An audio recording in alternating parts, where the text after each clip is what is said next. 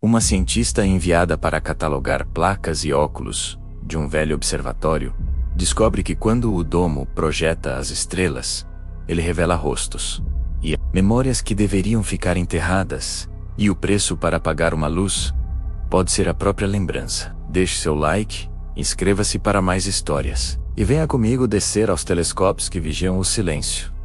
Bem-vindo. Você está no Vale Sombrio. Doutora Luísa Moretti chegou ao Observatório Satu'Lume numa tarde em que a neblina parecia querer esconder até a própria montanha. A estrada de terra subiu em curvas lentas e o antigo prédio branco se projetou no topo como um osso exposto ao céu. Ela viera a convite da universidade para catalogar as velhas placas fotográficas e reparar o gigantesco espelho quebrado do telescópio. O observatório estava desativado. Havia décadas esperando o destino de todo lugar que outrora se orgulhou de apontar para o cosmo, mas ainda carregava uma reverência silenciosa que fazia os funcionários pularem como quem toca um relicário. Os dois assistentes que conduziram a chegada falaram em tons baixos sobre projetos esquecidos e sobre mapas de estrelas que nunca foram publicados. E quando Luísa cruzou o domo rangente, sentiu a mesma espécie de expectativa que só se encontra em salas onde se quebra o tempo, como se as coisas lá dentro guardassem calendários de vidas, não apenas de céus. No centro, o telescópio monumental ocupava seu trono de ferro com um bocejo de engrenagens antigas, e as placas de vidro, alinhadas em caixas, cheiravam a solvente e a poeira de décadas. Luísa começou o trabalho com a meticulosidade de quem decifra mapas de dedos queimados. Fotografou, mediu, limpou, carregou números em planilhas que não pertenciam mais ao corpo dos vivos, mas à história do lugar. Foi ao calibrar o projetor do domo, uma máquina artesanal de lentes curvas e paquímetros, que notou algo estranho. O mosaico estelar que se acendia no interior da cúpula não respondia apenas às coordenadas. Havia uma sutura entre pontos de luz que desenhava contornos vagos, quase rostos distantes. E quando ela comparou uma placa do acervo com a projeção, descobriu que alguns pontos de luz coincidiam com retratos antigos do arquivo Olhos, que haviam sido fotografados por suas próprias mãos décadas atrás, como se o céu ali tivesse sido costurado com pedaços da cidade. A princípio, pensou em coincidência, um jogo de luz e memória. Mas a sensação cresceu como neve, que não derrete. E quando uma das velhas placas revelou sob as químicas escurecidas o perfil de uma mulher, que Luísa reconheceu vagamente, a avó de uma antiga bibliotecária local. Algo dentro dela se contraiu. Era a mesma face que o domo projetara. Bem acima, entre as constelações marcadas, haviam nomes escritos à mão nas bordas das chapas, não nomes de astrônomos, mas nomes de quem vivera ali perto, de quem amara e desaparecera. E a cúpula parecia estar recolhendo lembranças humanas e convertendo-as em pontos no firmamento do observatório. Estrelas que não brilhavam por luz, mas por memória. Nas noites seguintes, visitantes trazidos por curiosidade ou por medo se empilharam no saguão. Moradores que lembravam de velhos que sumiram. E aqueles que olhavam a projeção reconheciam parentesco entre as luzes e as pessoas que juravam terem conhecido. Era como se o telescópio tivesse aprendido a mapear o esquecimento. Luísa tentou racionalizar, desenhou diagramas, pediu auxílio remoto a colegas que riram da hipótese e sugeriram problemas eletromecânicos. Mas o riso dele se perdeu no silêncio pesado do domo. E quando, numa madrugada de céu limpo, ela apontou a lente para um setor despovoado do firmamento, viu algo que arrancou a última carapaça de objetividade que lhe restava. A lente ampliou um ponto que, por um instante, mostrou não uma mancha de luz, mas uma sala antiga, uma garçonete que sorria para uma máquina de escrever. E a imagem explodiu em lembrança tangível, uma memória que, por um segundo, morou fora do tempo. O som abafado de uma risada que ninguém mais ouviria de novo. E a janela do observatório entrou com cheiro de café e de chuva velha, como se o telescópio tivesse aprendido a espelhar dentro de si fragmentos do que já fora vivido na terra abaixo. Foi então que a matemática cruel do lugar se revelou. Havia um balanço que Luísa não soube avaliar sem a culpa. Cada vez que uma luz se apagava no domo, um rosto no vilarejo perdia um traço, um nome ou um detalhe. E havia mecanismos escondidos entre associações de lentes e filtros de apagar um ponto do mapa para que outro brilhasse mais forte. Era uma troca de intensidade, um reajuste de brilho que exigia pagar um preço. Como se o observatório cobrasse pedaços de memória em troca de fazer sua estrela preferida queimar com mais força. E quando um velho que frequentava a capela veio pedir que Luísa tornasse a face de sua filha visível, ela cedeu movida por pena e técnica, apagou um ponto menor para reforçar aquele. E a alegria no olhar do homem ao ver o rosto de sua filha projetado outra vez foi tanta que cobriu por instantes o ruído que crescia dentro da máquina. Os dias tornaram-se noites de escolhas que devoravam a vontade. A comunidade passou a vir com pedidos, carteiras antigas, fitas, retratos, tudo para que Luísa, com sua ciência, restaurasse estrelas perdidas no domo. Mas a cada estrela ressuscitada, algo desaparecia de outro lugar. Crianças vinham e não lembravam nomes, lojas.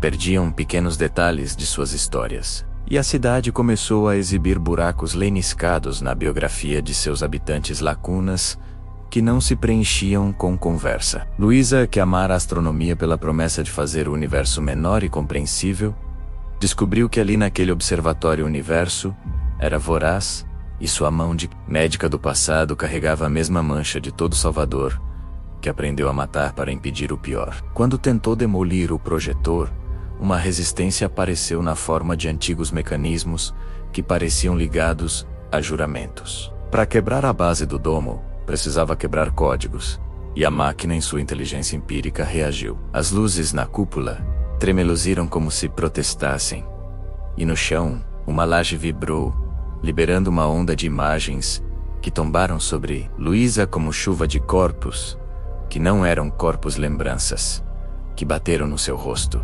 e saltaram para o ar. Cedo percebeu que o domo não era apenas ferramenta, era um templo que se alimentava de narrativa e o ato de apagar uma estrela.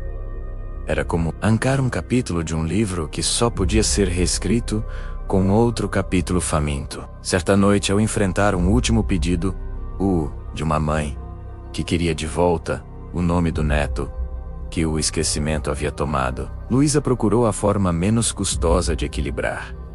A balança tentou ajustar filtros, calibrar o arco das lentes, e encontrou por fim uma alternativa: sacrificar uma lembrança sua, oferecer ao domo uma porção de si, para que a estrela nascesse novamente.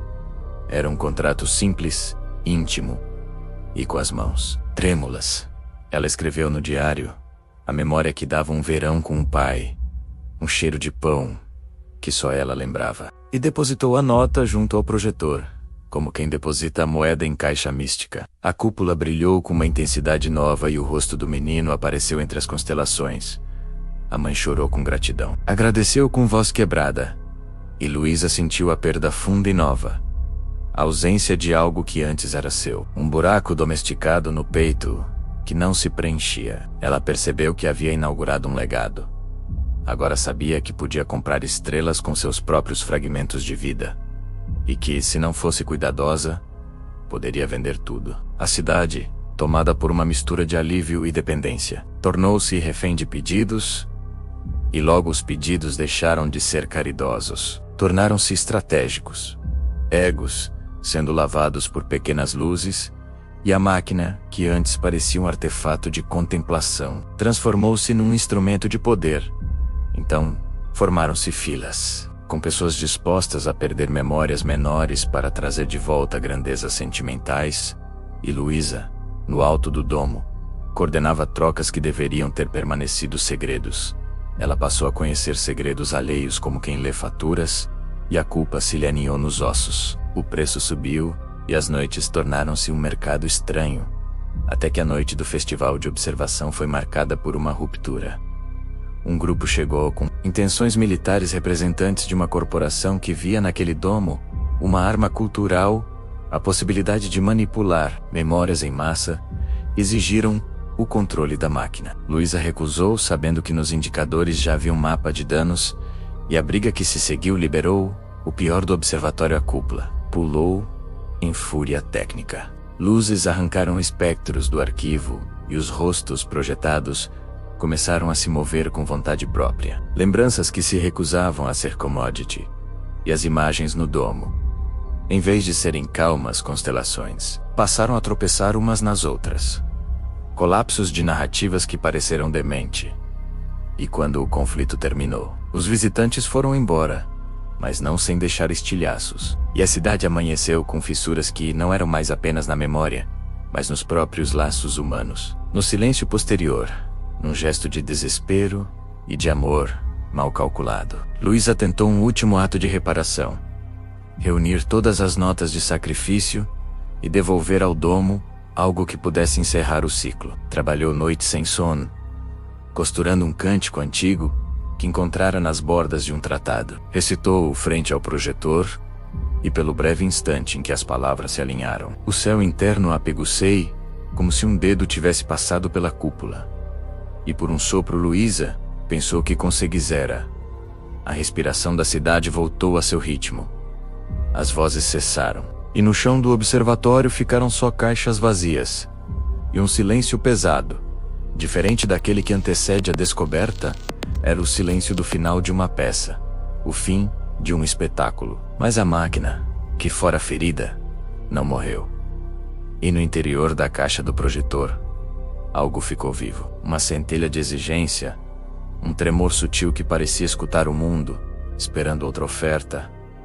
E Luísa percebeu, com a clareza de quem vê a própria imagem numa água suja, que havia pago o preço errado. O domo aceitara a restituição como uma pausa, não como um perdão. E em seus olhos nasceu a evidência sombria de que quem conhecia os mecanismos dos nomes cedo ou tarde se tornava responsável por mantê-los, como guardião de uma lâmpada que não pode apagar, sem que a sala inteira se dissolva em escuridão. No último capítulo de sua entrega, quando os monges da razão que antes a apoiavam vieram cobrar transparência, ela olhou para as caixas vazias, para as placas já limpas, e sentiu que o custo para destruir o observatório seria a destruição de si. Havia perdido memórias essenciais durante o processo, coisas que a tornavam Luísa.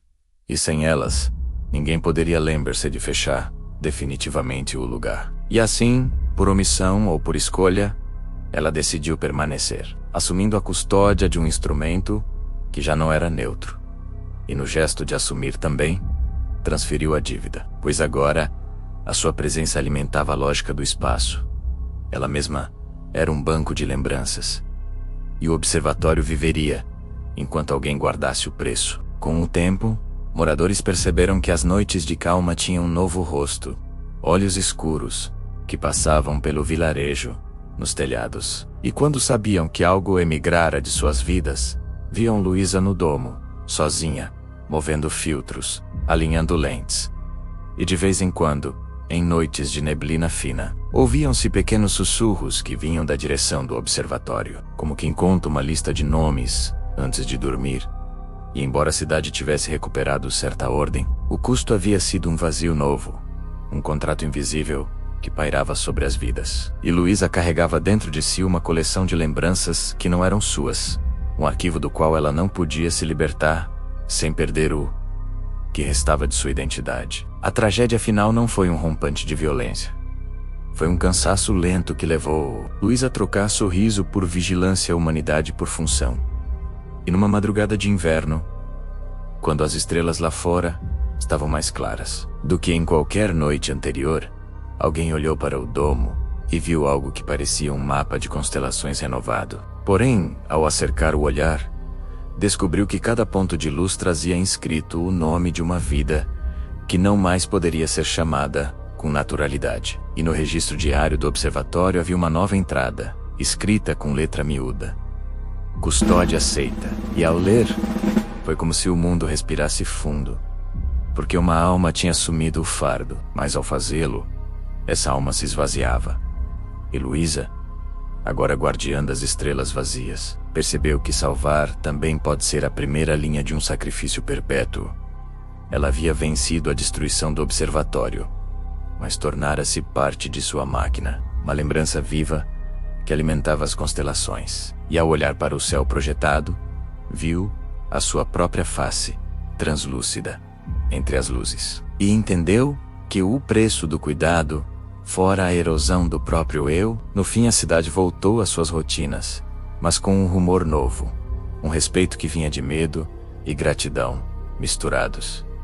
E a última imagem que pairou na memória coletiva foi a de uma mulher no alto do domo, redimida por sacrificar, condenada por permanecer, e no interior da cúpula, as estrelas brilhavam, serenas, cada uma sustentada por um silêncio que custara sangue e nome, pois naquele observatório antigo aprendiam que para manter o céu aceso, às vezes é preciso apagar pedaços do que somos. E se você chegou até o fim, inscreva-se, deixe o like e compartilhe este conto, porque a lembrança de coisas tão sombrias merece ser espalhada. E lembre-se que aqueles que observam também podem ser observados, porque nem sempre o céu nos protege das dívidas que carregamos por baixo dele. Bem-vindo. Você está no Vale Sombrio.